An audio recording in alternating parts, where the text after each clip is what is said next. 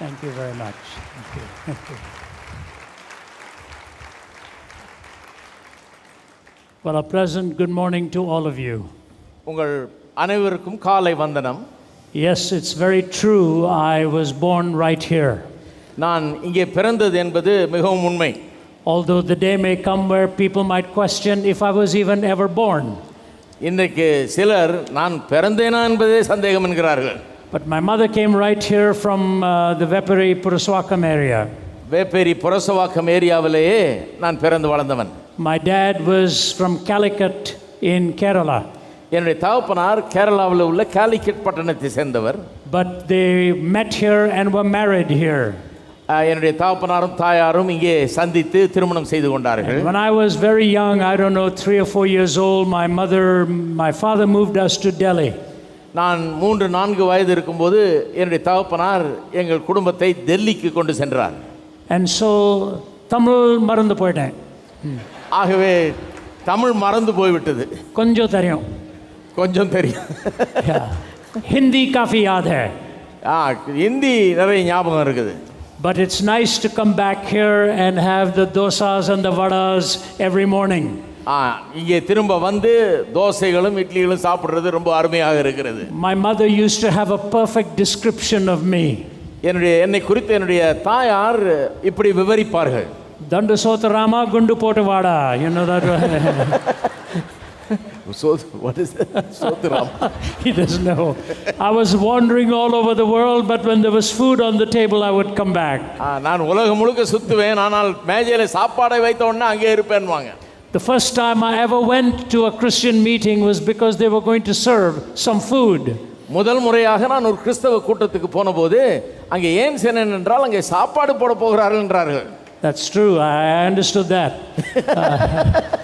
And if the rumor is if anybody ever wants to meet with me, invite me to an Indian restaurant and we'll meet.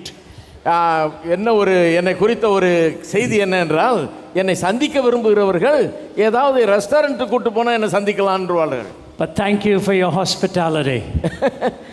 இப்படிப்பட்ட உபசரிப்பு எனக்கு பிடிக்கும். It's really been nice to be back in Chennai. இந்த சென்னை பட்டணத்துக்கு திரும்பி வருவது எனக்கு மிகவும் சந்தோஷம் அளிக்கிறது. I have a lot of friends here. எனக்கு இங்கே அநேக நண்பர்கள் இருக்கிறார்கள். And some of them are in the front row. சிலர் இங்கே முதல் வரிசையிலேயே உட்கார்ந்து கொண்டிருக்கிறார்கள். But I also have one family member here.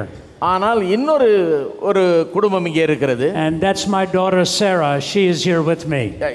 என்னுடைய குடும்பத்தை சேர்ந்த ஒருவர் இங்கே வந்திருக்கிறார். அவர் என்னுடைய மகள் சாரா. My wife would also have been here.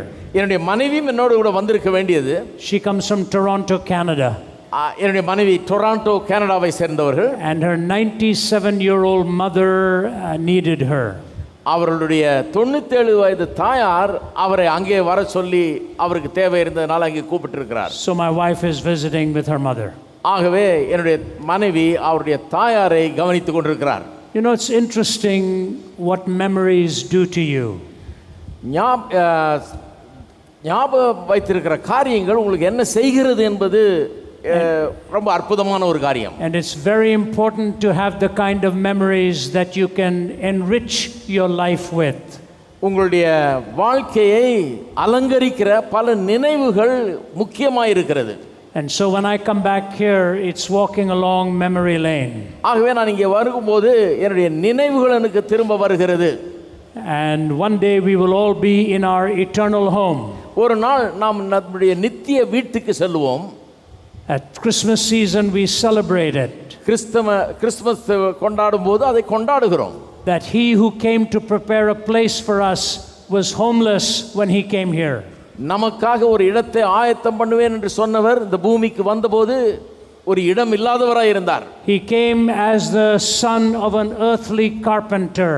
பூமியிலே ஒரு தச்சனுடைய மகனாக அவர் பிறந்தார். And yet he was the one who framed the whole world by his utterance. அப்படி இருந்தும் அவர்தான் தம்முடைய வார்த்தையினாலே இந்த உலகம் முழுவதையும் படைத்தவர். He came so that we would have an eternal home. நாம் ஒரு நித்திய வீடு அடையும்படியாக அவர் இங்கே வந்தார். But he himself was born almost as a refugee. ஆனால் அவர் கூட ஒரு ரெஃப்யூஜி போல இங்கே வந்து பிறந்தார். The Christmas story is an amazing story. Christmas கதை என்பது ஒரு அற்புதமான ஒரு கதை. The Bible is a beautiful narrative. வேதம் ஒரு அற்புதமான சரித்திரத்தை நமக்கு சொல்லுகிறது. From beginning to end, துவக்கத்திலிருந்து முடிவு வரை it points to one person, ஒருவரை நமக்கு சுட்டி காண்பிக்கிறது. the person of Jesus Christ. இயேசு கிறிஸ்து என்பவரை. How the word became flesh and dwelt among us. வார்த்தை எவ்வாறு மாம்சமாகி நம் மத்தியிலே வாசம் செய்தது என்பதை சொல்லுகிறது. Full of grace and truth. கிருபையினாலும் சத்தியத்தினாலும் நிறைந்தவராய் அங்கே வந்தார். The gospel is a unique story. சுவிசேஷம் என்பது ஒரு தன்னிகரற்ற ஒரு கதை. It's an exclusive story. அது பிரத்யேகமான ஒரு கதை. It's a story of truth and grace. சத்தியம் கிருபை ஆகியவைகளை குறித்த ஒரு சரித்திரம். They are handmaidens, they walk side by side. சத்தியமும் உண்மை சத்தியமும் கிருபையும் ஒன்றோடொன்று எப்போதும் செல்லுகிறது. Truth without grace becomes offensive. கிருபை இல்லாத சத்தியம் அங்கே பாதிப்பை ஏற்படுத்துகிறது. And grace without truth becomes a performance. சத்தியம் இல்லாத கிருபை வெறும் ஒரு நாடகம் போல ஆகிவிடுகிறது. It is important to know how the word became flesh and grace and truth were brought to this world. எப்படி வார்த்தை மாம்சமானது என்றும் கிருபையும் சத்தியமும் எப்படி இந்த உலகத்துக்கு கொண்டு வரப்பட்டது என்பதும் தெரிந்து கொள்வது அவசியம். But you never ever stand for the truth without being tested. ஆனால் ஒருபோதும் சோதிக்கப்படாமல் சத்தியத்தில் நாம் நிற்க முடியாது. Somebody has said you are either coming out of a fire or going into a fire. ஒருவர் சொன்னார், ஒன்று நீங்கள் நெருப்பிலிருந்து வெளியே வந்து கொண்டிருக்கிறீர்கள் அல்லது நெருப்புக்குள்ளே சென்று கொண்டிருக்கிறீர்கள் என்று. Your faith will always be tested. உங்களுடைய விசுவாசம் என்றைக்குமே பரிசோதிக்கப்படும். Your grace will be tested. உங்களுடைய கிருபை பரிசோதிக்கப்படும். So much is told to us about Jesus. இயேசுவை குறித்து अनेक காரியங்கள் நமக்கு சொல்லப்படுகிறது. But there are also some spots of silence. ஆனால் சில இடங்களிலே அவரை குறித்த தகவல்கள் ஒன்றும் இல்லாமல் இருக்கிறது. He was being prepared for his public ministry. அவர் தன்னுடைய ஊழியத்துக்காக அன்றைக்கு ஆயத்தப்பட்டுக் கொண்டிருந்தார். Preparation is a vital thing. ஆயத்தப்படுவது என்பது ரொம்ப முக்கியம். Moses was being prepared for 40 years. 40 வருஷமாக மோசே ஊழியத்துக்கென்று ஆயத்தப்பட்டுக் கொண்டிருந்தார். Paul was being prepared for those 3 years. 3 வருஷமாக பவுல் ஆயத்தத்தில் இருந்தார். Your life is always either preparing or serving. உங்களுடைய வாழ்க்கை எப்பொழுதுமே ஒன்று ஆயத்த நிலையில் இருப்பீர்கள் அல்லது சேவை செய்து கொண்டிருப்பீர்கள். I want to read for you a passage of scripture. ஒரு வேத வசன பகுதியை வாசிக்க விரும்புகிறேன். It is an amazing passage. இது ஒரு அற்புதமான ஒரு பகுதி. No human eye was witness to this episode. இந்த காரியம் சம்பவம் நடந்ததை ஒரு கண்ணும் கண்டதில்லை. Jesus is alone in the wilderness. இயேசு தன்னந்தனியாக வனாந்தரத்திலே இருக்கிறார். He has just been baptized. அவர் அப்பொழுதுதான் ஞானஸ்நானம் பண்ணப்பட்டார். He has just been designated and affirmed. அப்பொழுதுதான் அவர் தேவகுமாரன் என்று அறிவிக்கப்பட்டார்.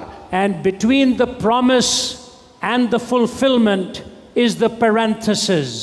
இந்த வாக்குத்தத்தத்துக்கும் அதன் நிறைவேறுதலுக்கும் இடையே இருக்கிற அந்த காரியம் தான் இது. And that takes place in the 4th chapter of the Gospel of Matthew. அது மத்தேயு எழுதின சுவிசேஷம் 4ஆம் அதிகாரத்திலே நமக்கு சொல்லப்படுகிறது. Let me read it for you. அதை நான் வாசிக்கிறேன் உங்களுக்கு. Matthew chapter 4. மத்தேயு 4.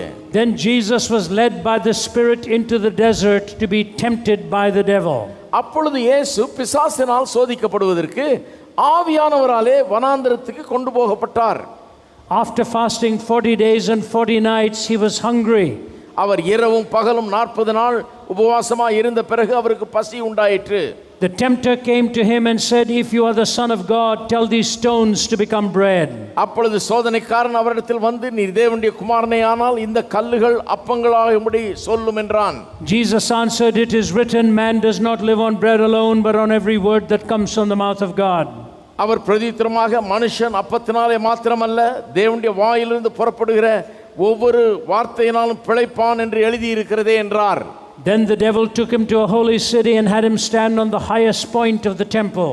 அப்பொழுது பிசாசு அவரை பரிசுத்த நகரத்துக்கு கொண்டு போய் தேவாலயத்து உப்பரிகையின் மேல் அவரை நிறுத்தி, Then the devil took him, if you are the Son of God, he said, throw yourself down, for it is written, he will command his angels concerning you, and they will lift you up in their hands, so that you will not strike your foot against a stone. நீர் தேவனுடைய குமாரனேயானால் தாழ குதியும், ஏனெனில் தம்முடைய தூதர்களுக்கு உம்மை குறித்து கட்டளையிடுவார், உமது பாதம் கல்லில் இடராதபடிக்கு அவர்கள் உம்மை கைகளில் ஏந்தி கொண்டு போவார்கள் என்பதாய் எழுதியிருக்கிறது என்று சொன்னான். Jesus answered him, it is also written, do not put the Lord your God to the test. அதற்கு இயேசு, உன் தேவனாகிய கர்த்தரை பரீட்சை பாராதிருப்பாயாக என்றும் எழுதியிருக்கிறதே என்றார். Again the devil took him to a very high mountain and showed him all the kingdoms of the world and their splendor. மறுபடியும் பிசாசு அவரை மிகவும் உயர்ந்த மலையின் மேல் கொண்டு போய் உலகத்தின் சகல ராஜ்யங்களும் அவைகளின் மகிமைகளையும் அவருக்கு காண்பித்து, all this I will give you, he said, if you will bow down and worship me. நீர் சாஷ்டாங்கமாய் விழுந்து என்னை பணிந்து கொண்டால் இவைகளை எல்லாம் உமக்கு தருவேன் என்று சொன்னான். Jesus said to him, away from me, Satan, for it is written, worship the Lord your God and serve him only. அப்பொழுது இயேசு, அப்பாலே போ சாத்தானே, உன் தேவனாகிய கர்த்தரை பணிந்து கொண்டு அவர் ஒருவருக்கே ஆராதனை செய்வாயாக என்று எழுதியிருக்கிறதே என்றார். Then the devil left him and angels came and attended him. அப்பொழுது பிசாசானவன் அவரை விட்டு விலகி போனான். உடனே தேவதூதர்கள் வந்து அவருக்கு பணிவிடை செய்தார்கள். It's a fascinating narrative. இது மிகவும் அற்புதமான ஒரு சம்பவம். What is the difference? என்ன வித்தியாசம்? In the beginning in the garden there was a temptation. ஆரம்பத்திலே தோட்டத்திலே ஒரு சோதனை நடந்தது. Man was tempted to play God. மனுஷன் தேவனைப் போல ஆகும்படியாக சோதிக்கப்பட்டான். Here it is in the desert. இங்கே ஒரு வனாந்தரத்தில் இந்த சம்பவம் நடக்கிறது. The Son of God is tempted to be just like every other man. தேவகுமாரன் எல்லா மனிதர்களைப் போல இருக்கும்படியாக சோதிக்கப்படுகிறார். But the devil did not know he was dealing with the God man. ஆனால் பிசாசுக்கு இவர் உண்மையாகவே ஒரு தேவ மனிதன், தேவனே மனிதனாய் வந்திருக்கிறார் என்பது விளங்கவில்லை. See, the voice of Satan is heard 3 times in the Bible. வேத வசனத்திலே பிசாசுனுடைய சத்தம் 3 முறை கேட்கப்படுகிறது. The first temptation is asking man to doubt God. முதல் சோதனை என்ன? தேவனை சந்தேகிக்கும்படியாக மனுஷன் சோதிக்கப்படுகிறான். Did God really say? கர்த்தர் சொன்னாரா என்று கேட்கிறான். And then you hear Satan's voice in the book of Job. பிறகு சாத்தானுடைய சத்தத்தை யோபுவின் புத்தகத்தில் கேட்கிறோம். He's trying to tempt God to distrust man. தேவன் மனுஷன் மேல நம்பிக்கை வைக்க கூடாது என்று தேவனை அவன் பரிசோதிக்கிறான். Do you think Job is serving you for nothing? அவன் கேட்கிறான், யோபு சும்மாவா உம்மை சேவிக்கிறான்? First temptation, alluring man to doubt God. முதல் சோதனை என்ன? மனுஷனை சோதித்து தேவனை சந்தேகிக்க சொல்லுகிறான். Second temptation, alluring God to doubt man. இரண்டாவது சோதனை என்ன? தேவன் மனுஷனை சந்தேகிக்க வேண்டும் என்று தேவனுக்குள்ள சந்தேகத்தை எழுப்புகிறான். The third temptation, மூன்றாவது சோதனை, he runs up against the God man. இந்த தேவ மனிதனுக்கு எதிராக வருகிறான். What is he going to do? என்ன செய்ய இருக்கிறான்? He can do only one thing. ஒரே ஒன்றை தான் அவன் செய்ய முடியும். He can take the scriptures and quote them in fragments. வேத வசனத்தை எடுத்து பிரித்து பிரித்து துண்டு துண்டாக அவரிடத்திலே சொல்ல வேண்டும். If you take a text without a context, it becomes a pretext. ஒரு வசனத்தை எடுத்து அதனுடைய சந்தர்ப்ப சூழ்நிலை இல்லாமல் அதை சொல்லும்போது அந்த வசனம் திரிக்கப்படுகிறது. You see how important it is to know the word of God. தேவனுடைய வார்த்தையை நாம் அறிந்து வைத்திருப்பது எவ்வளவு அவசியம் என்பதை எண்ணி பாருங்கள். Because Satan comes with a partial text. ஏனென்றால் பிசாசு எப்பவும் ஒரு வசனத்தின் ஒரு பகுதியை மட்டும் கொண்டு வருகிறான். Jesus puts it into the total context. ஆனால் இயேசு எப்பொழுதும் அதை முழு சந்தர்ப்ப சூழ்நிலையோடு நமக்கு சொல்லுகிறார். And so even though I am dealing with the issue of temptation, நான் இங்கு இந்த இயேசுவை சோதித்த அந்த சோதனை குறித்து பேசினாலும் I'm really going to try and answer for you, why are you here in this world? உண்மையாகவே நான் இன்றைக்கு சொல்ல விரும்புவது என்ன பதில் சொல்ல விரும்புகிறேன். நீங்கள் ஏன் இந்த உலகத்தில் இருக்கிறீர்கள் என்பதை காட்ட விரும்புகிறேன். What is life all about anyway? வாழ்க்கை எதை குறித்தது? What does living really mean? வாழ்வது என்றால் என்ன, அதன் அர்த்தம் என்ன? That question is answered in this passage. அந்த கேள்விக்கு இந்த வேத பகுதியிலே பதில் கொடுக்கப்பட்டிருக்கிறது. Let us go one step at a time. ஒவ்வொரு படியாக நாம் செல்லுவோம். The first temptation to Jesus, இயேசுவினுடைய முதல் பரிசோதனை, turn the stones into bread. அவன் சொல்லுகிறான் கல்லுகளை அப்பங்களாக்கும் என்று. Jesus was hungry. இயேசு பசியாய் இருந்தார். He was in a desert. அவர் ஒரு வனாந்தரத்தில் இருக்கிறார். And the temptation had to be very intense. அந்த சோதனை மிகவும் கடினமான சோதனையாக இருக்க வேண்டும். Jesus could take the lunch of a little boy and feed thousands of people. ஒரு சிறுவனுடைய ஆகாரத்தை எடுத்து 5000 பேருக்கு உணவாய் மாற்றக்கூடியவர் இயேசு. If God had wanted to win this momentary battle, he could have done it with a miracle right then and there. இயேசு இந்த சோதனையிலே அவர் ஜெயிக்க வேண்டும் என்றால் அந்த கல்லுகளை ஒரு நிமிஷத்தில் அப்பமாக்கி இருக்க முடியும் அவர். But long term wars are never won by a momentary battle. ஆனால் நீண்ட காலத்து வெற்றிகள் தற்காலிகத்து போராட்டங்களால் ஜெயிக்கப்படுவது அல்ல. Satan knew he was going to be beaten here. சாத்தான் இங்கே தோற்க போகிறான் என்பது அவனுக்கு தெரியும். But he waited for the right moment to continue this battle. ஆனால் சரியான நேரம் வரும்படி அவன் காத்திருக்கிறான் இந்த போராட்டத்தை தொடர்வதற்கு. We will get to that. அதுக்கு நாம் வருவோம் பிறகு. Satan was after one thing. பிசாசு ஒரு காரியத்துக்கு பின்னாலே செல்லுகிறான். To destroy God's plan of redemption. தேவன் மனுஷனுடைய மீட்புக்காக வைத்திருக்கிற திட்டத்தை அழித்து போட வேண்டும் என்பதுதான் அவனுடைய நோக்கம். Jesus was interested in one thing. ஆனால் இயேசு ஒரு காரியத்தை மனதில் வைத்திருந்தார். To fulfill the purpose for which he was sent. அவர் எதற்காக அனுப்பப்பட்டாரோ அந்த நோக்கத்தை நிறைவேற்ற வேண்டும் அவர் ஒரே மனதாய் இருந்தார். You must always have the long term view. நாம் எப்பொழுதும் நீண்டகால குறிக்கோளை மனதிலே வைத்து வாழ வேண்டும். When you have that long term view, you know which turns to take and which turns not to take. நீண்டகால குறிக்கோள் எங்கே செல்லுகிறோம் என்பதை குறித்து தெளிவு இருக்கும்போது எங்கே எந்த பக்கம் திரும்ப வேண்டும் என்பது நமக்கு தெளிவாய் இருக்கும். Establish your purpose in life and on that purpose base every choice. உங்களுடைய வாழ்க்கையின் நீண்டகால நோக்கத்தை முதலே ஸ்தாபிக்க வேண்டும். அந்த நோக்கத்தின்படி வாழ்க்கையின் எல்லா காரியங்களையும் நாம் தெரிந்து கொள்ள வேண்டும். In one sense, triumphs or tragedies are momentary. ஒரு விதத்தில் பார்க்க போனால் வெற்றிகளும் தோல்விகளுமே தற்காலிகமான ஒன்று. I was on a program in Washington a little while ago. கொஞ்ச நாட்களுக்கு முன்பாக வாஷிங்டன்ல ஒரு புரோகிராமுக்கு போயிருந்தேன். And there was another woman on the program. அந்த நிகழ்ச்சியில இன்னொரு பெண் ஒருவர் வந்திருந்தார். She was in her late 40s. அவர்கள் 40 வயதுக்கு மேற்பட்டவர்கள். Completely blind. முற்றிலும் கண் பார்வையற்றவர். I think she'd gone blind about 15-16 years ago. அதற்கு முன்னால ஒரு 15-16 வருஷத்துக்கு முன்பாக அவர் கண் பார்வையை இழந்து விட்டார். She said something that moved me deeply. அவர் சொன்ன காரியம் என்னுடைய இருதயத்தை அப்படியே அசைத்தது. She said it's a terrifying thought for me that every morning when I open my eyes I am still living in the dark.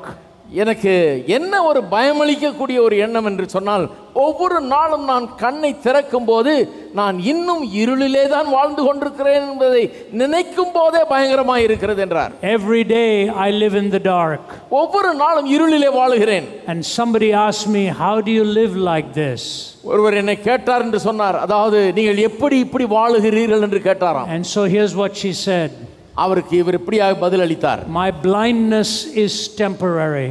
என்னுடைய பார்வையற்ற நிலை தற்காலிகமானது. I will open my eyes and live for eternity. ஆனால் என்னுடைய கண் திறக்கப்பட்டு நான் நித்தியமாக வாழ்வேன். This world is a short time, eternity is a long time. இந்த உலகம் தற்காலிகமானது, நித்தியமானது. And so here's the temptation. ஆகவே சோதனை இதுதான். Turn the stones into bread. கல்லுகளை அப்பங்களாக்கும் என்கிறான். Jesus said no. இயேசு சொன்னார் முடியாது. Man shall not live by bread alone but by every word that proceeds from the mouth of God. மனுஷன் அப்பத்தினாலே மாத்திரமல்ல தேவனுடைய வாயிலிருந்து புறப்படுகிற ஒவ்வொரு வார்த்தையினாலும் பிழைப்பான் என்கிறார். It's a fascinating response. இந்த பதில் அற்புதமானது. What Jesus is really saying is this. இயேசு என்ன சொல்லுகிறார் என்றால், your problem and my problem உன்னுடைய பிரச்சனையும் என்னுடைய பிரச்சனையும் is not fundamentally material. அது வெறும் இந்த உலகத்துக்கு அடுத்தது அல்ல. That the fundamental problem within you and me is spiritual. உங்களுக்கும் எனக்கும் உள்ள பிரச்சனை ஆவிக்குரிய ஒரு பிரச்சனை. The book of Romans explains it like this. ரோமருக்கு எழுதின நிருபம் இப்படியாக அதை விவரிக்கிறது. First we reject God. முதலாவது நாம் தேவனை தள்ளுகிறோம் நம்முடைய வாழ்க்கையிலிருந்து. Then we are alienated from God. பிறகு நாம் தேவனிடத்திலிருந்து துண்டிக்கப்படுகிறோம். Then we are dominated by sin.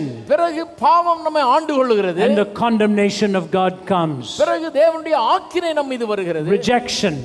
அதன் மூலமாக நாம் தள்ளப்படுகிறோம். Alienation. துண்டிக்கப்படுகிறோம். Domination. அதன் பிறகு நாம் ஆளப்படுகிறோம். Condemnation. அதன் பிறகு ஆக்கினைக்குள்ளாக தீர்க்கப்படுகிறோம். This is the path of our journey in life. இதுதான் நம்முடைய வாழ்க்கை பாதை. You must understand one thing.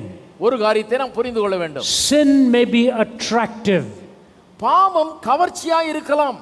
But sin disfigures you. ஆனால் பாவம் நம்மை உருக்குலைக்கிறது. And ultimately will destroy you.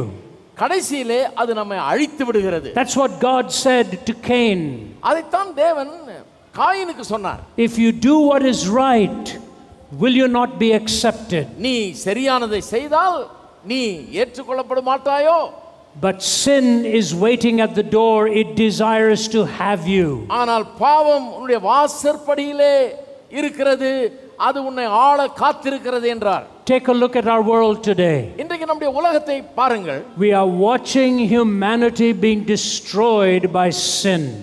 மனுவர்க்கமே பாவத்தினால் அழிக்கப்படுகிறதை நாம் காண்கிறோம். All over the world we are seeing it. உலகம் முழுவதும் இதை பார்க்கிறோம். In America we wake up every morning. அமெரிக்காவிலே ஒவ்வொரு நாளும் நாம் எழுந்திருக்கும் போது And we ask ourselves the question. ஒரு காரியத்தை ஒரு கேள்வியை கேட்கிறோம். What news are we going to hear today? இன்னைக்கு என்ன செய்தி வரப்போகுதோ என்று. Who killed how many where?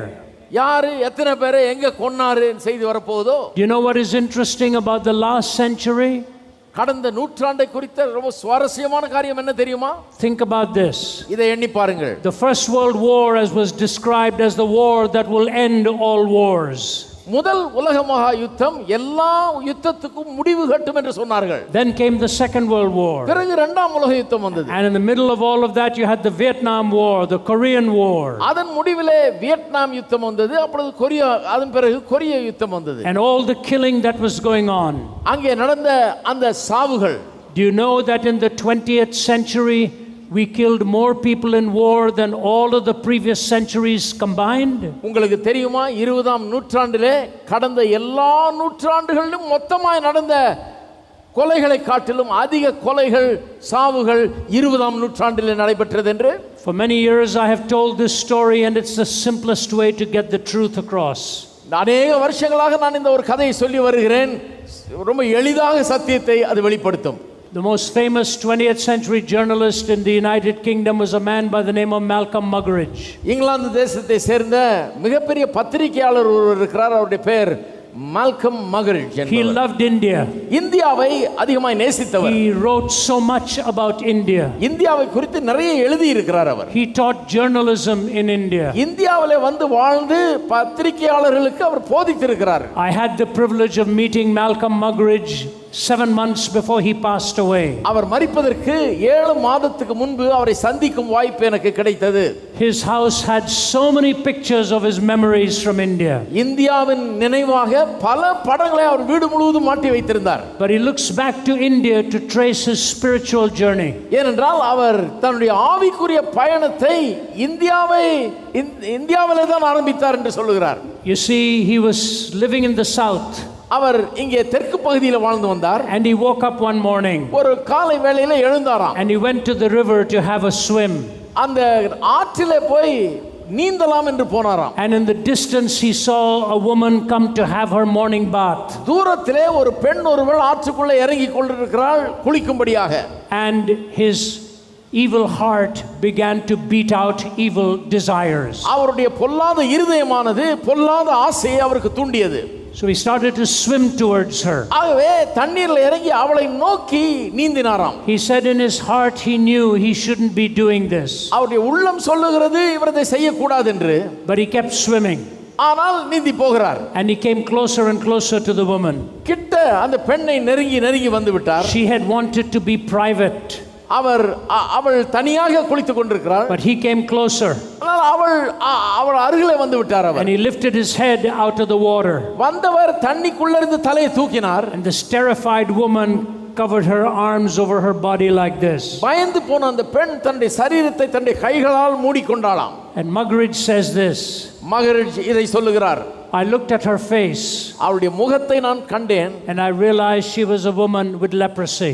அவள் ஒரு குஷ்டரோகியான பெண் என்பதை அப்பொழுதுதான் எனக்கு தெரிந்தது என்றார். And I could see her hands full of leprosy. கை முழுவதும் அந்த குஷ்டரோகத்தினால் அழிந்திருந்தது. He said I felt sick in my stomach. என்னுடைய வயிற்று அப்படியே பெரட்டுகிறது போல இருந்தது என்றார். I was about to say what an ugly woman.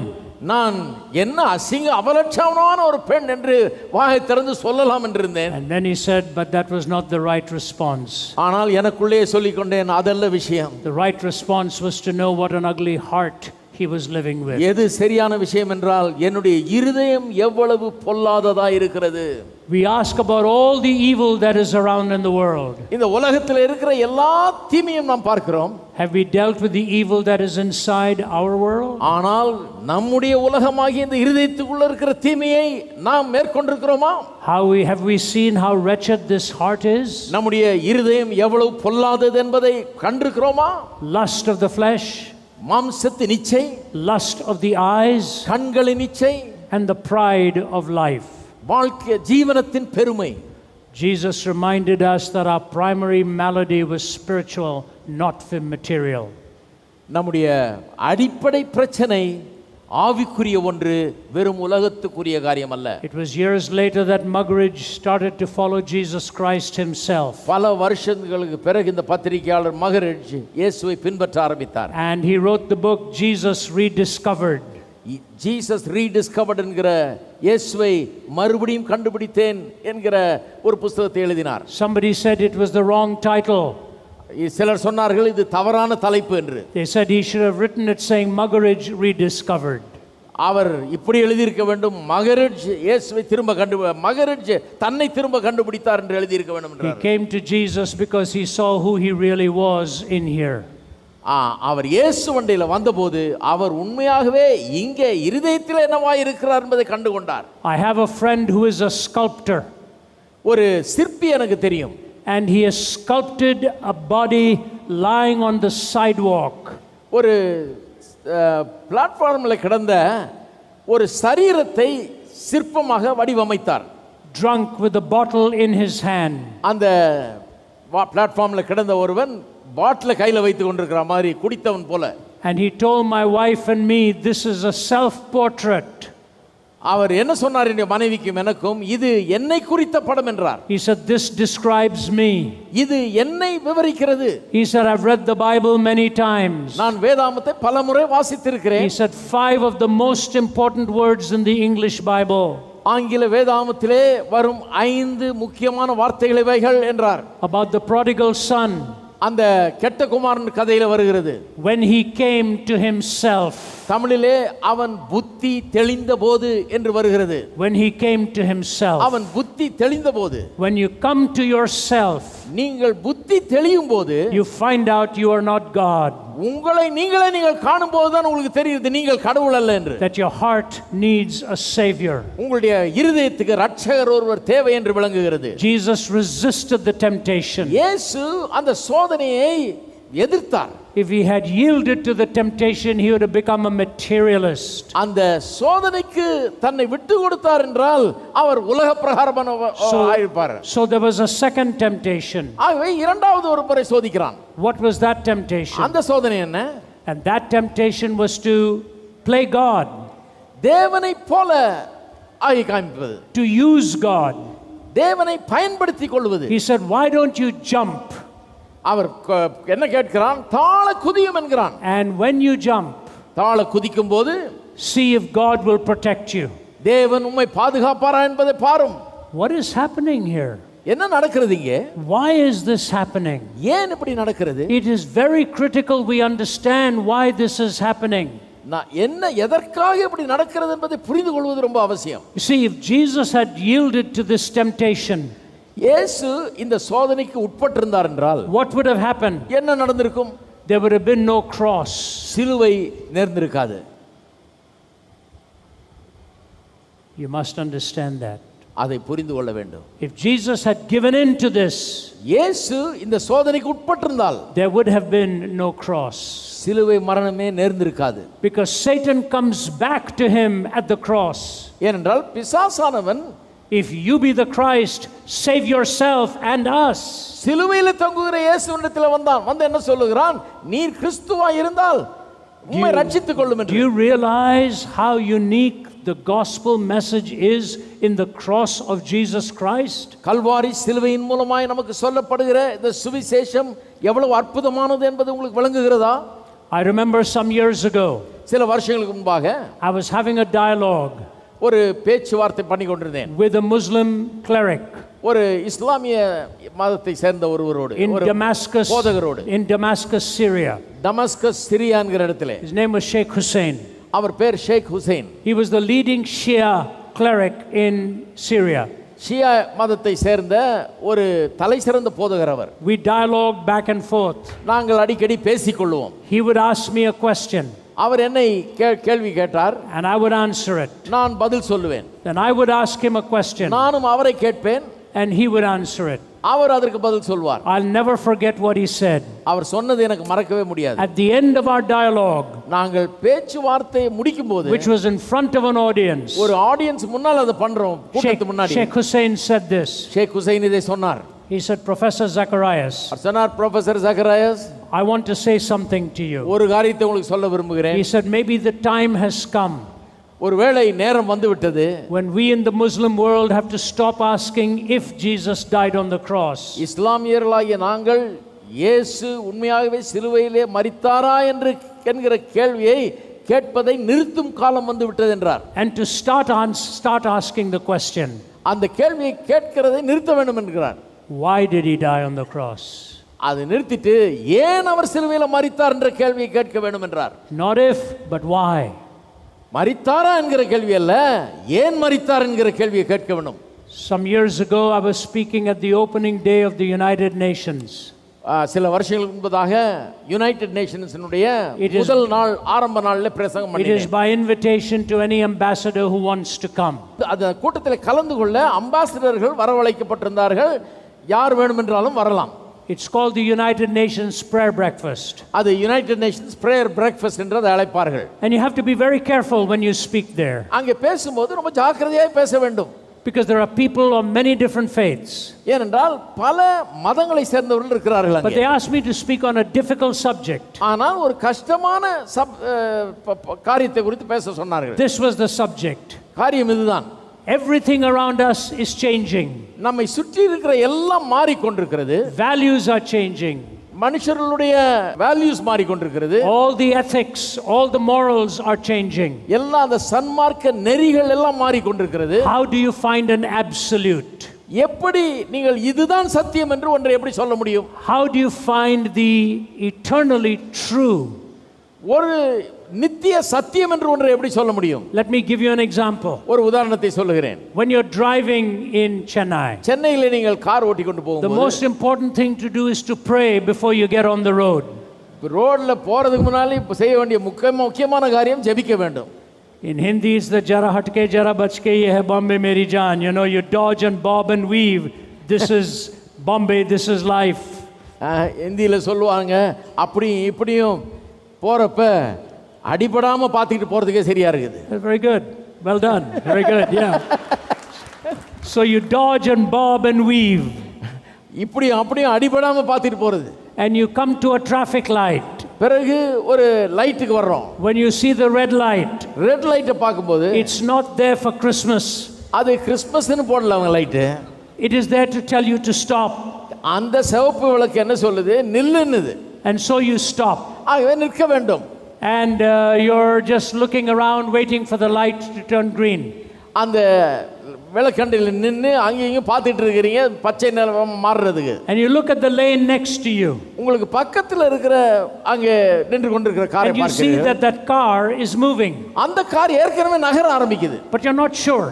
ஆனா உங்களுக்கு நிச்சயமா தெரியல. You're not sure whether that car is moving or whether you are moving. நீங்க பார்க்கும்போது அந்த கார் நகருதா இல்ல நான் நகர்ந்துட்டு இருக்கேன்னு தெரியல. Does that happen?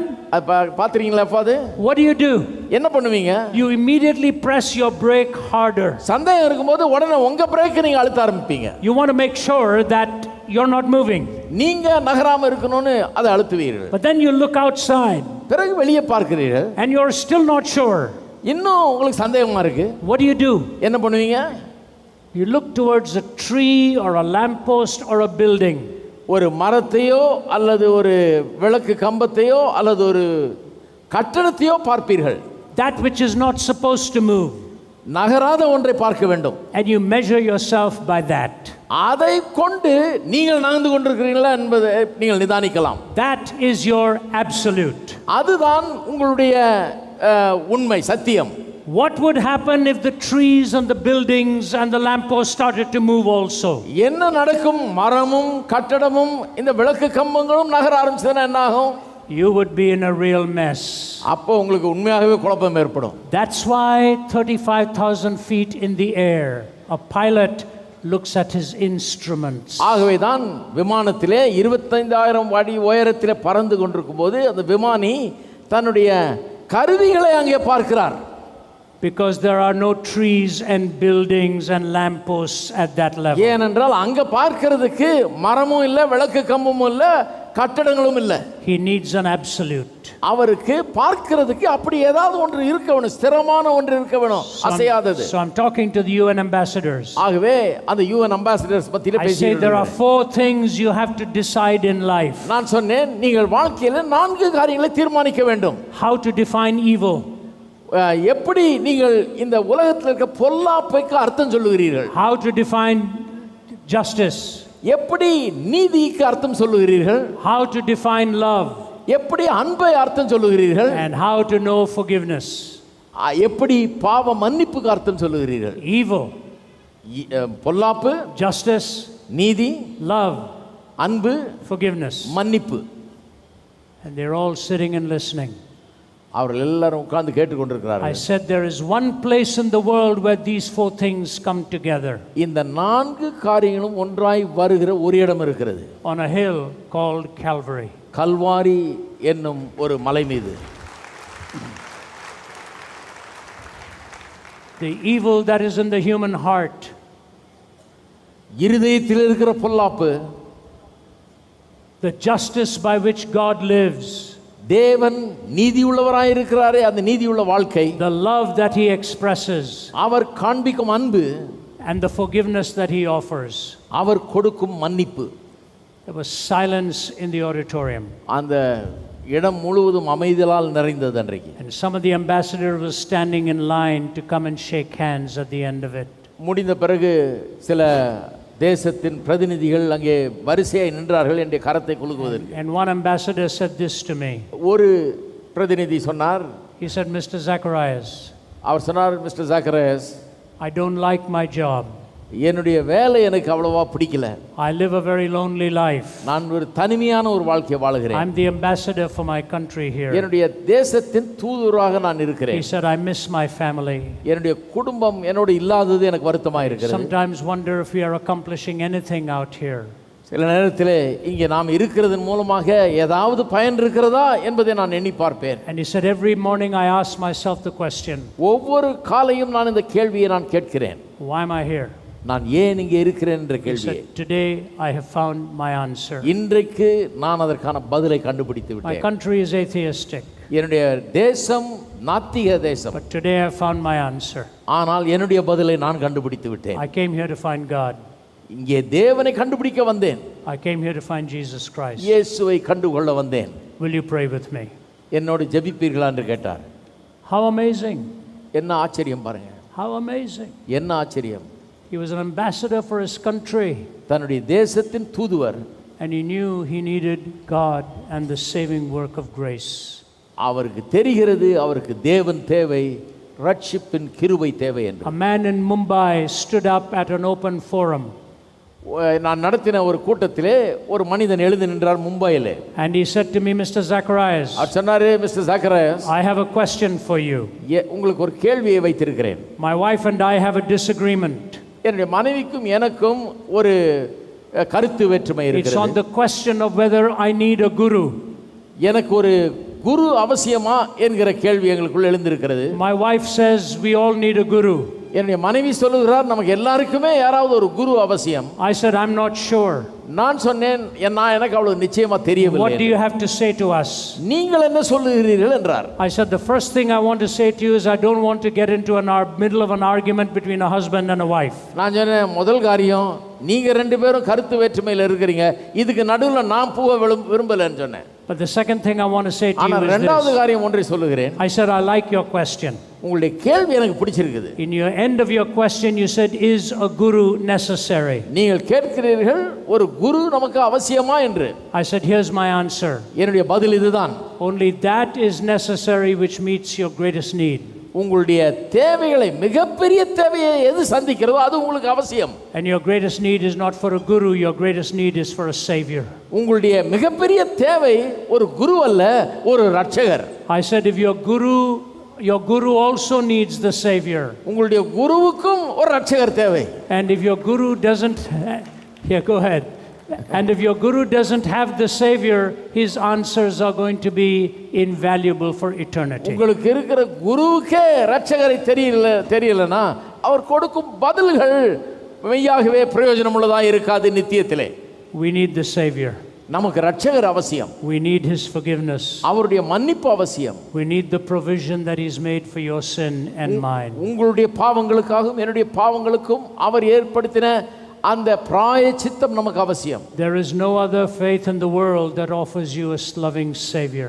இந்த உலகத்திலே வேற எந்த மதமும் மார்க்கமும் ஒரு அன்புள்ள ரட்சகரை உங்களுக்கு வெளிப்படுத்துவது கிடையாது. Some years ago, சில வருஷங்களுக்கு முன்பாக terrorists marched into 2 hotels in Mumbai.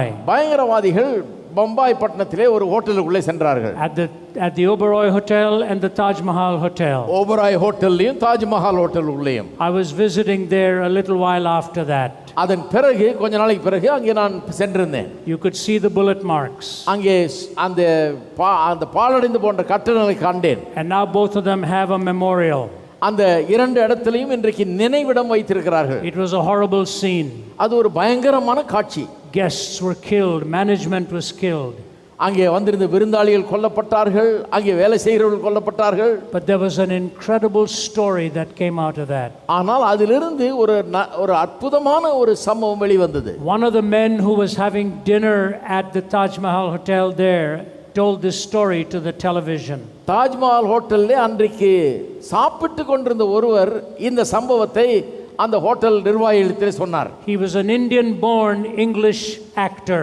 அவர் இந்தியாவில் பிறந்த இங்கிலாந்து தேசத்தை சேர்ந்த ஒரு நடிகர். And I saw the interview on television. டெலிவிஷன்ல அவர் கொடுத்த அந்த பேட்டியை நான் கண்டேன். Here's what he said. இதைத்தான் அவர் சொன்னார். He said I was sitting having dinner with my friends. என்னுடைய நண்பர்களோடு நான் விருந்து சாப்பிட்டு கொண்டிருந்தேன். And all of a sudden these men walked in with their guns blazing. திடீரென்று சிலர் துப்பாக்கி எடுத்துக்கொண்டு உள்ளே சுட்டு கொண்டே வந்தார்கள். People were screaming. ஜனங்கள் கதறி அழுதார்கள். People were dying. மரித்து கொண்டிருந்தார்கள். Everybody at my table was killed. என்னுடைய மேஜையில் உட்கார்ந்திருந்த அத்தனை பேரும் கொல்லப்பட்டார்கள். I ducked under the table for cover. நான் மறைந்து கொள்வதற்காக டேபிளுக்கு அடியில ஒளிந்து கொண்டேன். The bodies over me. எனக்கு மேல சரீரங்கள் விழுந்து கிடந்தது. But I heard footsteps coming towards me. என்னை நோக்கி ஒருவன் வருகிறதை நான் கேட்டேன். And I knew it was the shooter. அவனுடைய பாத அடிகள் எனக்கு கேட்கிறது. அவன் சுடுகிறவன் என்று தெரியும். Came and looked at the pile of bodies there. அங்கே இருந்த அந்த பிண குவியலை அவன் கண்டு. And I was so afraid. நான் ரொம்ப பயந்து கொண்டிருந்தேன். He said he came. அவன் வந்து stood by us there. எங்களுக்கு நடுவில் நின்று and then walked away. பிறகு அப்படியே நடந்து போய் விட்டான்ன்றார். And the interviewer said this to him. அந்த பேட்டியாளர் இப்படி சொன்னார் அவரிடத்தில். How come your life was spared? உங்களுடைய வாழ்க்கை எப்படி காப்பாற்றப்பட்டது? He said I have only one answer. எனக்கு ஒரே ஒரு பதில் தான் இருக்குதுன்னாரு. I was so covered with the blood of my friends. என்னுடைய நண்பர்கள் என் மேல விழுந்து கிடந்தார்கள் செத்து, அவருடைய ரத்தம் என் மீது ஊற்றி முழுவதும் மூடி கொண்டிருந்தது. That he already thought I was probably already dead and walked on. ஆகவே வந்தவன் நான் ஏற்கனவே செத்து கிடக்கிறேன் என்று நினைத்து போயிருக்க வேண்டும் என்று. Covered by the blood of my friends I live again. என்னுடைய நண்பர்களின் ரத்தத்தினால் மூடப்பட்டு நான் செத்து பிழைத்தேன் என்றார். covered by the blood of our Savior, any man or any woman can live again. நாம் நம்முடைய இயேசுவின் இரத்தத்தால் மூடப்பட்டு நாம் ரட்சிக்கப்படுகிறோம். Be gone, said Jesus. It is written, you shall not test the Lord your God. இயேசு சொன்னார், உன்னுடைய தேவனாகிய கர்த்தரை பரீட்சை பாராதிருப்பாயாக என்று. He was tested. அவர் பரீட்சை பார்க்கப்பட்டார். For you and me. உங்களுக்காகவும் எனக்காகவும். And he walked up to the hill to die for you and me. உங்களுக்காகவும் எனக்காகவும் மரிக்கும்படியாக அந்த கல்வாரி மலை மீது அவர் சென்றார். By his blood we are saved. அவருடைய இரத்தத்தால் நாம் ரட்சிக்கப்படுகிறோம். And we are covered. நாம் மூடப்படுகிறோம். And we are protected. நாம் காக்கப்படுகிறோம். Turn these stones into bread. No. அவர் சொன்னார், கல்லுகளை அப்பங்களாக்குன்னு சொன்னா முடியாதுன்றாரு. Your problem is spiritual. உங்களுடைய பிரச்சனை ஆவிக்குரிய ஒன்று. Jump from this place and save yourself and see if God will save you. தாழ குதியும், தூதர்களுக்கு உம்மை குறித்து கட்டளையிடுவார் தேவன், உம்மை காப்பார்கள் என்று சொன்னான். He said no. முடியாதுன்றார். The trust and faith in God carries you through every step of life. வாழ்க்கையின் எல்லா காலகட்டத்திலும் தேவனை நம்புங்கள், அவரை விசுவாசியுங்கள், அவர் உங்களை நடத்துவார். See, with the intellect you move to materialism. பாருங்க, அறிவை வைத்து நாம் என்ன பண்ணுகிறோம்? பொருளை நோக்கி செல்கிறோம். With the will you can move to utilitarianism, using God for your purpose. சித்தத்தை வைத்துக்கொண்டு தேவனை பயன்படுத்திக் கொள்கிறோம். So he comes to the third temptation. ஆகவே மூன்றாவது ஒரு சோதனையை கொண்டு He said, வருகிறார். I'll give you all the kingdoms of this world. எல்லா இந்த உலகத்தின் ராஜ்யங்களை உமக்கு தருவேன்றான். If you will bow down and worship me. என்னை விழுந்து பணிந்து கொண்டால். Do you see what's happened? என்ன நடக்குது பார்க்கிறீங்களா? He couldn't appeal to the reason. அவன் அவருடைய அறிவை சவால் விட முடியவில்லை. He couldn't appeal to the will. அவருடைய சித்தத்துக்கு எதிராக ஜெயிக்க முடியவில்லை. By that I mean he couldn't appeal successfully to the reason or the will. சித்தத்துக்கு எதிராக வந்து நின்று ஜெயிக்க முடியவில்லை அவனால. He had only one option left. இன்னும் ஒன்றுதான் மீதம் இருக்கிறது. Go to the imagination. அவருடைய கற்பனையை தாக்குகிறான். Your imagination is a sacred gift of God. உங்களுடைய கற்பனை என்பது தேவன் உங்களுக்கு கொடுத்த நல்ல ஈவு. If you give up your imagination to evil, evil will ultimately prevail upon you. உங்களுடைய கற்பனைகளை பொல்லாப்புக்கு ஒப்பு கொடுத்தீர்கள் என்றால் பொல்லாப்பு உங்களை ஆட்கொள்ளும் வாழ்நாள் முழுவதும். We have these things we call our cell phones. Cellphone என்று இன்றைக்கு எல்லாரும் வைத்திருக்கிறோம். And they call them smartphones. அவைகளுக்கு என்ன பேர் வச்சிருக்காங்க? Smart போன்ன்றாங்க. I heard somebody saying it may be a smartphone but it's not a wise phone. அது smart போனா இருக்கலாம், ஆனா ஞானமான போன் கிடையாது அது.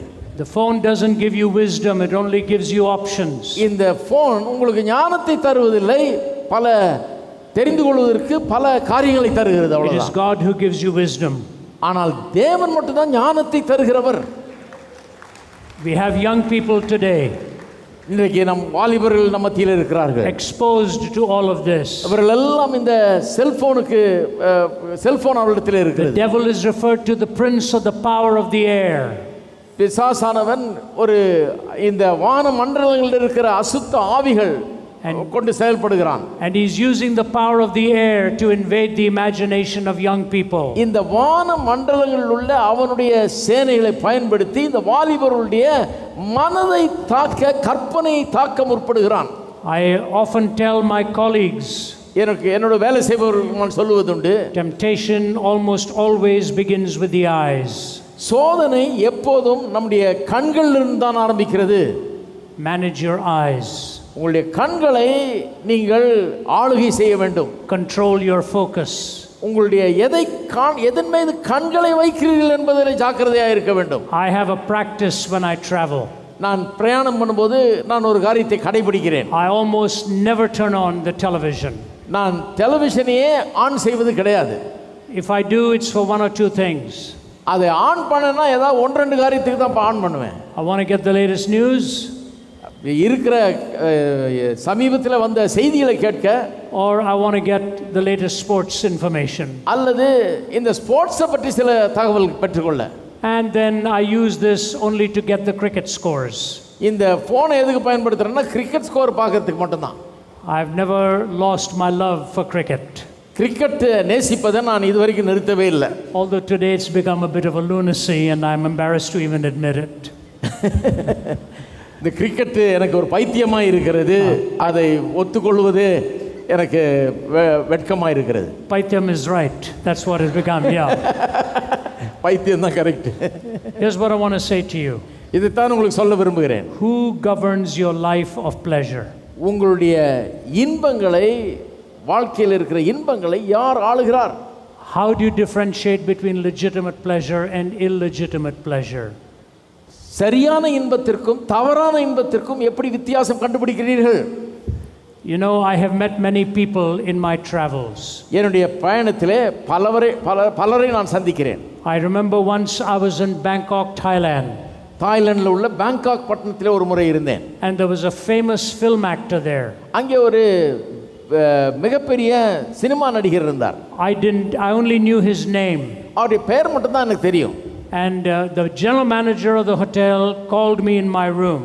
அந்த ஹோட்டலுடைய ஜெனரல் மேனேஜர் என்னை என்னுடைய அறையில் அழைத்து, and he said, there's a famous actor here, he needs to see you. ஒரு பிரபல நடிகர் ஒருவர் வந்திருக்கிறார், அவர் உங்களை பார்க்க வேண்டும் என்று விரும்புகிறார் என்றார். I said to him, how does he know me? நான் கேட்டேன், அவருக்கு என்ன எப்படி தெரியும் என்று. He said, actually he doesn't know you. அவர் சொன்னார், உங்களை உண்மையாகவே அவருக்கு தெரியாது. But his life is a mess. ஆனால் அவருடைய வாழ்க்கை ரொம்ப மோசமான நிலையில் இருக்கிறது. And so I told him he needs to know you. ஆகவே நான் சொன்னேன், உங்களை காண வேண்டும் அவர் என்று. So I said, thank you for offering my services. நான் சொன்னேன், என்னை பற்றி சொல்லி என்னுடைய சேவையை நான் அவருக்கு செய்ய நீங்கள் வழிவகுத்ததுக்கு நன்றி. So I went down for breakfast the next morning. அடுத்த நாள் காலையிலே பிரேக்ஃபாஸ்ட்டுக்கு போனேன். He was sitting at the table. இந்த மேஜையில் உட்கார்ந்திருந்தார். I didn't have to ask anybody to tell me. There he was, handsome, charismatic and having his coffee. இவர்தான் அவர்னு யாரும் சொல்ல வேண்டியதே இல்லை. பார்க்கறதுக்கே ரொம்ப ஜோரா இருந்தார், நல்லா உடுத்தி கொண்டு அழகாக இருந்தார், உட்கார்ந்து காஃபி அருந்தி கொண்டிருந்தார். He had won an Oscar for his acting. அவருடைய நடிப்புக்காக ஆஸ்கர் விருதே பெற்றவர் அவர். So we started talking. நாங்கள் பேச ஆரம்பித்தோம். I said, what brings you here? நான் கேட்டேன். He said, I'm here to promote a film that I've produced. இங்கே எதற்காக வந்திருக்கிறீர்கள் என்று அவர் சொன்னார். இங்கே ஒரு என்னுடைய படம் ஒன்றை ப்ரோமோட் பண்ணுறதுக்காக வந்திருக்கேன். I said, why are you doing it in Thailand? ஏன் தாய்லாந்தில் கொண்டு வந்து இதை ப்ரோமோட் பண்ணி கொண்டிருக்கிறீர்கள் என்று. Shouldn't you be doing it in Hollywood? ஹாலிவுட்ல பண்ணணும்னு. He said, in Hollywood films, if you don't have sex or violence, there's no market. ஹாலிவுட்ல கவர்ச்சியும் அங்கே வயலன்ஸும் இல்லைன்னா அங்கே விற்காது அது. So I'm trying to promote it in Thailand and in Asia. ஆகவே ஆசியாவிலும் தாய்லாந்திலும் இதை promote பண்ண விரும்புகிறேன் என்றார். I said, tell me your story. நான் சொன்னேன், உங்களுடைய கதையை எனக்கு சொல்லுங்கள்னு. And he poured out his life. அவருடைய வாழ்க்கை கதையை அவர் சொன்னார். His forearm was bigger than my upper arm.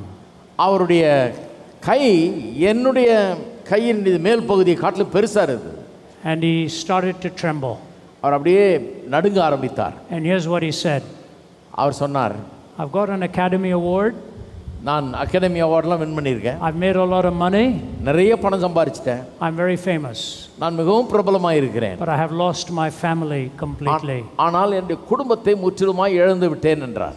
I have no fellowship with my family, my sons or my daughters. I'm alienated from them. என்னுடைய மகன்கள் மகள்கள் என்னுடைய குடும்பத்தோடு எனக்கு எந்த தொடர்பும் இல்லை, துண்டிக்கப்பட்டு விட்டேன் என்றார். At the end of the morning, அந்த காலை வேளையின் கடைசியில் I put my hand on his arm. அவருடைய கரத்தின் மீது என்னுடைய கரத்தை கையை and I started to pray for him. அவருக்காக ஜெபிக்க ஆரம்பித்தேன். His whole arm was trembling like that. கை அப்படியே நடுங்குது. He'd lost everything. அவர் எல்லாவற்றையும் இழந்து விட்டார். If I call him today, இன்னைக்கு அவரை அழைத்தேன் என்றால் போன்ல, he picks up his phone. Our phone எடுக்கிறார். And he automatically says, hi Ravi. அவர் சொல்வார், ஹாய் ரவி என்று. How are you doing? எப்படி இருக்கிறார்கள் என்று. And I say to him, I'm calling to find out how you are doing. நான் சொல்லுவேன், நீங்க எப்படி இருக்கிறீங்கன்னு கேட்கலாம் தான் ஃபோன் You பண்ணேன். see, the price of pleasure can take away the greatest things of value. இன்பங்கள் நம்முடைய வாழ்க்கையிலே மிகப்பெரியதாய் நாம் வைத்திருக்கிற காரியங்களை நம்மிடத்திலிருந்து பறித்து விடுகிறது. Pleasure is fleeting.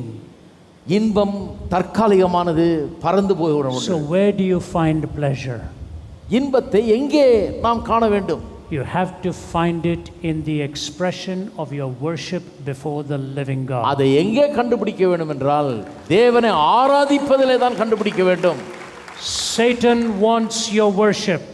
சாத்தான் உங்களுடைய ஆராதனையை விரும்புகிறான். He knows that's what God is looking for in you to worship him. அவனுக்கு தெரியும் தேவன் அவரை ஆராதிக்க வேண்டும் என்று உங்களை வைத்திருக்கிறார் என்று. For the Father seeketh such to worship him. பிதாவானவர் இப்படிப்பட்டவர்கள் ஆவியோடு தொழுது கொள்கிறவர்கள் தம்மை ஆராதிக்க வேண்டும் என்று விரும்புகிறார். That's what God is looking for in you. உங்களிலே தேவன் எதிர்பார்ப்பது அதுதான். Why? ஏன்? Because in worshiping him you find out why you were made. அவரை ஆராதிக்கும் போதுதான் நீங்கள் எதற்காக உண்டாக்கப்பட்டிருக்கிறீர்கள் என்பதை கண்டுபிடிக்க முடியும். Worshiping him may bring him glory.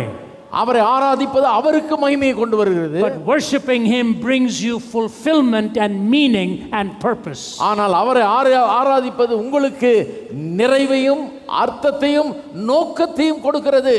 That's why you were made. ஆகவே தான் நீங்கள் உண்டாக்கப்பட்டிருக்கிறீர்கள். You were made to have that consummate spirit communing with the living God. தேவனோடு கூட ஐக்கியம் கொள்ளும்படியாக ஒரு ஆவியாக நெருங்கிய ஐக்கியம் கொள்ளும்படியாக நீங்கள் உண்டாக்கப்பட்டிருக்கிறீர்கள். You see, in a physical relationship between husband and wife, ஒரு கணவனுக்கும் இடையே மனைவிக்கு இடையே இருக்கிற சரீர பிரகாரமான உறவிலே the body is only the means to express what's going on in your heart. உள்ளத்திலே இருக்கிறதை வெளிப்படுத்துவதற்கு தான் சரீரத்தை பயன்படுத்துகிறோம். But that's not an end in itself. ஆனால் அதுதான் பிரதானமானது என்று கிடையாது. Because one day your body may be broken. ஏனென்றால் ஒரு நாள் சரீரம் ஒன்றுமில்லாமல் போய்விடும். And that may be impossible for you. ஆகவே சரீர பிரகாரமாக அதை செய்ய இயலாமற் போய்விடலாம். Do you stop loving your spouse? ஆகவே உங்களுடைய மனைவியை நேசிக்காமல் விட்டு விடுகிறீர்களா? Or do you love her with all your heart and soul and mind because you promised to love her in honor, in sickness and in health? அல்லது அவளை உங்களுடைய ஆவி ஆத்மா சரீரம் பலம் மொத்தத்தையும் வைத்து அவளை அன்பு கூறுகிறீர்களா? ஏனென்றால் அவளை அன்பு கூறுவேன் வாழ்விலும் தாழ்விலும் சுகத்திலும் துக்கத்திலும் நன்மையிலும் தீமையிலும் அன்பு கூறுவேன் என்று வாக்கு பண்ணினதுனால அன்பு கூறுகிறீர்கள். Let me do two things and I'm closing. ரெண்டு காரியத்தை சொல்லிட்டு முடிக்கிறேன். I want to give you a definition of worship. ஆராதனை குறித்த ஒரு விளக்கத்தை தர விரும்புகிறேன். And I want to tell you what that means. அதுக்கு அர்த்தம் என்னன்னு சொல்ல விரும்புகிறேன். Here is the definition of worship. ஆராதனை குறித்த விளக்கம் இதுதான். It's not mine. இது என்னுடையதல்ல. It was given by the famous Archbishop William Temple. William temple என்கிற ஒரு பெரிய ஆர்ச் பிஷப் கொடுத்த ஒரு விளக்கம். Worship is the submission of all of our nature to God. ஆராதனை என்பது நம்முடைய சுவாபம் முழுவதையும் தேவனுக்கு கீழ்ப்படுத்துவது. It's the quickening of conscience by his holiness. அவருடைய பரிசுத்தத்தால் மனசாட்சியை உயிர்ப்பிப்பது. Nourishment of mind by his truth. சத்தியத்தால் மனதை கட்டி எழுப்புவது. Purifying of imagination by his beauty. அவருடைய அழகை கொண்டு கற்பனையை சுத்திகரிப்பது. Opening of the heart to his love. அவருடைய அன்புக்கு நம்முடைய இருதயத்தை திறப்பது. And submission of will to his purpose. சித்தத்தை அவருடைய நோக்கத்துக்கு கீழ்ப்படுத்துவது. Conscience, mind, heart, will. நம்முடைய மனசாட்சி, நம்முடைய சித்தம், நம்முடைய மனது எல்லாவற்றையும் தேவனுக்கு கீழ்ப்படுத்துவது. All this expressed எல்லாவற்றையும் is the greatest expression of the human experience. எல்லாவற்றையும் வெளிப்படுத்தி தேவனுக்கு எல்லாவற்றையும் கீழ்ப்படுத்துவதுதான் மனுஷன் காண்பிக்கக்கூடிய மிகப்பெரிய ஆராதனை. Expressed to God. தேவனிடத்தில் அதை வெளிப்படுத்துகிறோம். The greatest expression you have is worship. நமக்கு இருக்கிற மிகப்பெரிய ஒரு காரியமே ஆராதனை தான். That's why Satan wants you. ஆகவே தான் பிசாசு உங்களை அடைய விரும்புகிறான். He wants to take you away from the purpose for which you were made and to serve his purpose instead. நீங்கள் எந்த நோக்கத்துக்காக உண்டாக்கப்பட்டீர்களோ அந்த நோக்கத்திலிருந்து உங்களை விலக்கி அவனுடைய நோக்கத்தை நீங்கள் சேவிக்கும்படியாக விரும்புகிறான். That's why churches teach.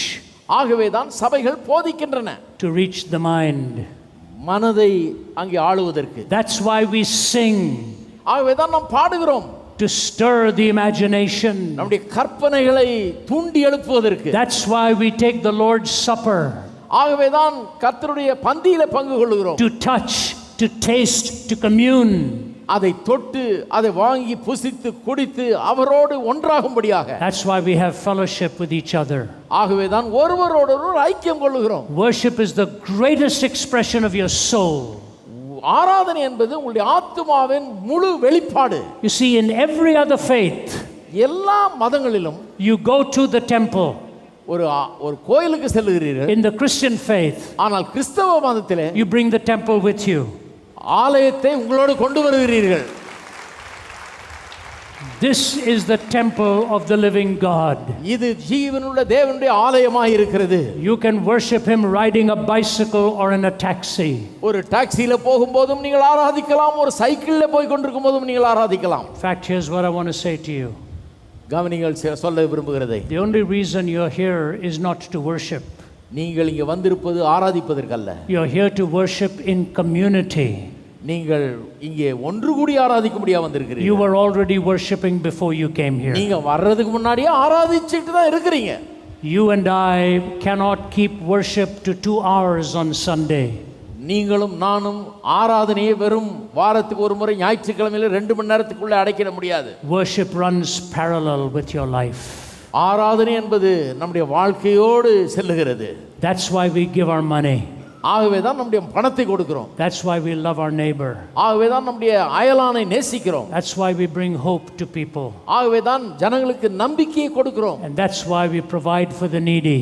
அதற்காக தான் ஏழை எளியவர்களுடைய தேவைகளை சந்திக்க முற்படுகிறோம். That's why we love one another. ஆகவே தான் நாம் ஒருவரை ஒருவர் அன்பு கூறுகிறோம். Here's my challenge to you. நான் உங்களுக்கு ஒரு சவாலை விடுகிறேன். Jesus was tested இயேசு பரிசோதிக்கப்பட்டார். to materialism, அவர் பொருளை கொண்டு பரிசோதிக்கப்பட்டார். to utilitarianism, தேவனை பயன்படுத்தும்படியாக to hedonism, pleasure. இன்பத்தை அனுபவிக்கும்படியாக தவறான விதத்தில் பரிசோதிக்கப்பட்டார். He said no to all of them. எல்லாவற்றுக்கும் முடியாது என்று பதில் சொல்லிவிட்டார். Because it is written. ஏனென்றால் இங்கே எழுதி இருக்கிறது. Take the word of God. தேவனுடைய வார்த்தையை எடுத்துக்கொள்ளுங்கள். Read it every day.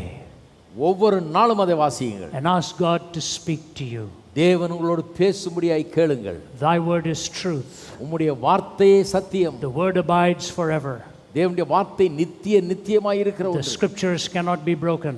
வேத வாக்கியம் தவறாததாய் இருக்கிறது. This is the real bread of life. இதுதான் உண்மையாகவே வாழ்க்கையின் ஜீவ அப்பம். Let me close with this illustration. இந்த ஒரு உதாரணத்தை சொல்லி முடிக்கிறேன். I have 3 children. எனக்கு 3 பிள்ளைகள் இருக்கிறார்கள். And 5 grandchildren. 5 பேரப்பிள்ளைகள் இருக்கிறார்கள். They and their spouses are the joy of my life. அவர்களும் அவருடைய கணவன் மனைவிமார்களும் பேரப்பிள்ளைகளும் தான் என்னுடைய வாழ்க்கையின் சந்தோஷம். The grandchildren are absolutely exhausting. என்னுடைய பேரப்பிள்ளைகள் என்னை அப்படியே கலைக்க பண்ணுகிறார்கள். When they visit us, எங்களை வந்து சந்திக்கும் போது they do that every day. ஒவ்வொரு நாளும் எங்களை வந்து சந்திச்சு அப்படி பண்ணுகிறார்கள். And by the time they leave, அவர்கள் போறதுக்குள்ள my wife and I sit down. நான் என் மனைவி உட்கார்ந்து and we look at each other. ஒருவர் பார்த்து கொள்வோம். And we say, was that a storm that just came and went? இப்ப வந்து போனது என்ன புயலான்னு கேட்போம். It's amazing. ஆச்சரியமானது. But you look at them, even one of them soundly asleep in the bed, and your heart melts. அவர்களை நோக்கி பாருங்கள். ஒரு பிள்ளைய படுக்கையில படுத்து தூங்கி கொண்டிருக்கிற பிள்ளையை பார்க்கும்போது கூட உங்கள் உள்ளம் உருகுகிறது. My oldest grandson, his name is Jude. என்னுடைய மூத்த பேரப்பையன், அவன் பேர் ஜூட். He's 6 years old. 6 வயது. He acts like he's 60 years old. ஆனால் 16 வயது மாதிரி நடந்து கொள்வான். His language is unbelievable. அவனுடைய பேசுகிற விதம் அபாரம். He knows so many big words. பெரிய பெரிய வார்த்தைகள்லாம் கற்று வச்சிருக்கான். When he was 3.5 years old, 3 வயது இருக்கும்போது, my daughter Naomi, என்னுடைய மகள் Naomi, she is a tiny little one. அவள் சின்ன பிள்ளையாள் இருந்தாள். Like that kanderi molaga, you know, that strong pepper. Yeah. அந்த மிளகா இருக்குல்ல, பச்சை மிளகா. Yeah, பச்சை மிளகா is right. Really strong one. Okay. Really strong world woman. பச்சை மிளகா ரொம்ப அவ்வளோ காரமா இருக்கும். She will fight for me for everything. என்னிடத்துல எல்லாத்துக்கும் சண்டை போடுவாள். Her, my daughter does too, my son does too. I'm just using my second one as an illustration here. எல்லாரும் என் பிள்ளைங்க எல்லாரும் அப்படி பண்ணுவாங்க. என் மகளை நான் ஒரு உதாரணமா பயன்படுத்துறேன். So when her second son was 3.5 years old, அவளுடைய இரண்டாவது மகன் 3 வயது இருக்கும்போது, she lost her car keys. அவளுடைய கார் சாவியை தொலைத்து விட்டாள். Couldn't find them. கண்டுபிடிக்க முடியல. So she slaps her forehead. தலையிலே அடிச்சிட்டா. And she says, I think I'm losing my mind. சொன்னால் என் மனதே பேதலிச்சு போயிடுச்சு. And the little boy Jude comes in front. அந்த ஜூடு அந்த சின்ன பையன் முன்னால வந்து And he says to her this. அவள்கிட்ட இப்படி சொன்னான். He said, "Mommy, சொன்னா, அம்மா, whatever you do, என்ன செஞ்சாலும் please don't ever lose your heart because I am in there. உங்க இருதயத்தை மட்டும் காணாம போட்டுறாதீங்க, ஏன்னா நான் அங்க இருக்கிறேன்னா. Don't ever lose your heart because I am in there. நான் உங்களுடைய உள்ளத்தில் இருக்கிறதுனால அதை தொலைச்சிடாதீங்கன்றான். I have my children and my grandchildren in my heart. என்னுடைய பிள்ளைகளையும் என்னுடைய பேரப்பிள்ளைகளையும் என்னுடைய உள்ளத்தில் வைத்திருக்கிறேன். I will pay with my life for them. என்னுடைய ஜீவனை அவர்களுக்காக நான் கொடுப்பேன். And I'm merely a human being. நான் ஒரு சாதாரண மனுஷன் தான். How much greater is God? தேவன் அதை காட்டிலும் எவ்வளவு பெரியவர். There's a hymn that goes this way. ஒரு பாடல் இப்படி சொல்லுகிறது. I sometimes think about the cross. சில நேரங்களிலே நான் சிலுவை குறித்து எண்ணி பார்க்கிறேன். And shut my eyes and try to see.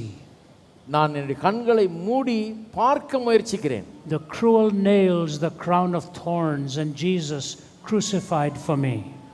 அவருடைய கைகளில் அடிக்கப்பட்ட அந்த கொடூரமான ஆணிகளையும் தலையில் வைக்கப்பட்ட அந்த முள் கிரீடத்தையும் அவர் எனக்காக சிலுவையில் அறையப்பட்டதையும் எண்ணி பார்க்கிறேன். But even if I could see him, I would see only a little part. அவரை பார்த்தாலும் ஒரு சிறிய பகுதியை மட்டுமே பார்க்க முடிகிறது. Of that great love which like a fire is always burning in his heart. அந்த அன்பு ஒரு அக்கினியை போல அவருடைய உள்ளத்திலே எரிந்து கொண்டிருக்கிறது.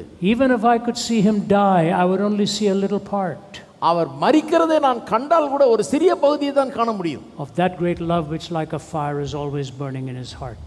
அவருடைய அன்பு அக்கினியை போல அவருடைய உள்ளத்திலே கொழுந்து விட்டு எரிந்து கொண்டிருக்கிறது. God's love for you burns within his heart. தேவனுடைய அன்பு உங்களுக்காக அவருடைய இருதயத்துக்குள் கொழுந்து விட்டு எரிந்து கொண்டிருக்கிறது. That's why he said no to the tempter. ஆகவே தான் சோதிக்கிறவனை பார்த்து அவன் சொல்லுகிறதை செய்ய முடியாது என்றார். So that he could go to Calvary.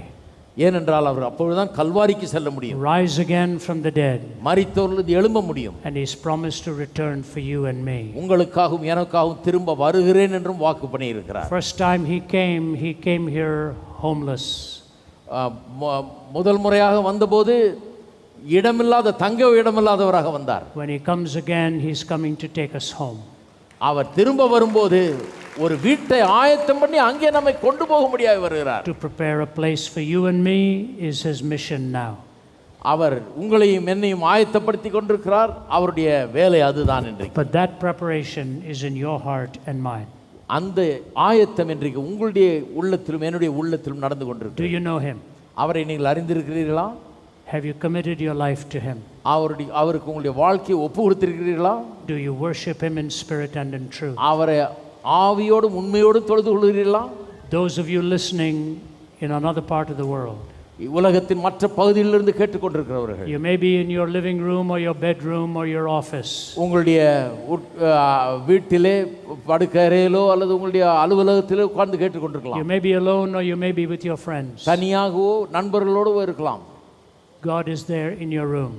உங்களுடைய அறையிலே தேவன் அங்கே இருக்கிறார். He will answer the cry of your heart. உங்களுடைய இருதயத்தின் வேண்டுதல் அவர் கேட்பார். Invite him in. அவரை நீங்கள் உங்கள் வாழ்க்கைக்குள்ள அழையுங்கள். Let this heart become his home. உங்களுடைய இருதயம் அவருடைய இல்லமாய் மாறட்டும். And promise to worship him in spirit and in truth. அவரை ஆவியோடும் உண்மையோடும் தொழுது கொள்ள அவருக்கு உங்களை அர்ப்பணியுங்கள். He went through the wilderness. அவர் வனாந்தரத்தின் ஊடே சென்றார். So that you and I can be in the eternal garden. நாம் நித்தியமாக அவருடைய தோட்டத்திலே வாழும்படியாக. May God bless you. கர்த்தர் உங்களை ஆசீர்வதிப்பாராக. Thank you for hearing me. பொறுமையாய் கேட்டதுக்கு நன்றி. And thank you for the translation.